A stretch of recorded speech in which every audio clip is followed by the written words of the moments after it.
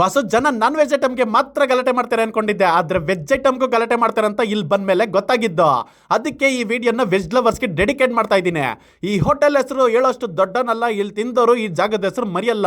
Serve ಮಾಡೋರ್ಗೂ ಜಾಗ ಇಲ್ಲ, ತಿನ್ನೋರ್ಗಂತೂ ಪೇಷನ್ಸೇ ಇಲ್ಲ. ಇಲ್ಲಿ ಸಿಕ್ಕೋ ಇಡ್ಲಿ ವಡ ಚಾಮರಾಜಪೇಟೆಯಲ್ಲಿ ಸಖತ್ ಫೇಮಸ್. ಇಲ್ಲಿ ಟೇಸ್ಟ್ಗೆ ಜನ ಸುನಾಮಿ ತರ ಬಂದಿದ್ರು. ಮೆನು ಕಾರ್ಡ್ ಚಿಕ್ಕದಾಗಿದ್ರು, ತಿನ್ನೋ ಜನಸಂಖ್ಯೆ ಮಾತ್ರ ದೊಡ್ಡದು. ರೇಟ್ ಅಂತೂ ಕೇಳೋದೇ ಬೇಡ, ತುಂಬಾ ಕಡಿಮೆ ಆಗಿತ್ತು. ಇಲ್ಲಿ ಸಿಕ್ಕೋ ಒಂದೊಂದು ಐಟಮ್ ಟ್ರೈ ಮಾಡ್ತಾ ಇದ್ರೆ ಮತ್ತೆ ತಿಂತಾನೆ ಇರ್ಬೇಕು ಅನ್ಸುತ್ತೆ. ಇಡ್ಲಿ ವಡ ಸಖತ್ ಸಾಫ್ಟ್ ಆಗಿರುತ್ತೆ, ರೈಸ್ ಬಾತ್ ಅಂತೂ ಅಲ್ಟಿಮೇಟ್ ಆಗಿರುತ್ತೆ. ಇಲ್ಲಿ ಒಂದೊಂದ್ ದಿನ ಒಂದೊಂದ್ ರೈಸ್ ಬಾತ್ ಸಿಗುತ್ತೆ, ಒಂದೇ ರೈಸ್ ಬಾತ್ ಪ್ರತಿದಿನ ಸಿಕ್ಕಲ್ಲ. ಒಟ್ನಲ್ಲಿ ಒಂದೊಳ್ಳೆ ವೆಜ್ ಟಿಫನ್ ಐಟಮ್ ನ ತಿನ್ಬೇಕು ಅನ್ನೋರು ಇಲ್ಲಿಗೆ ಬನ್ನಿ, ಆದ್ರೆ ಟೈಮಿಗೆ ಬನ್ನಿ, ಇಲ್ಲ ಅಂದ್ರೆ ಜನಸಾಗರದಲ್ಲಿ ತೇಲಾಡ್ಬೇಕಾಗುತ್ತೆ. ನಾನಂತೂ ನೈಟ್ 9 ಗಂಟೆಗೆ ಈ ಸ್ಪಾಟ್ಗೆ ಬಂದೆ, ಆದ್ರೆ ಇಡ್ಲಿನೇ ಖಾಲಿ ಆದ್ರೂ ಜನ ಮಾತ್ರ ಖಾಲಿನೇ ಆಗ್ಲಿಲ್ಲ. ಇಲ್ಲಿ ಸಿಕ್ಕಿದ್ದೆ ಪ್ರಸಾದ ಅಂತ ತಗೊಂಡು ಹೊಟ್ಟೆಗೆ ಹಾಕೊಂಡೆ ಅಲ್ಲಿಂದ ಮನೆ ಕಡೆಗೆ ಹೊರಟೆ.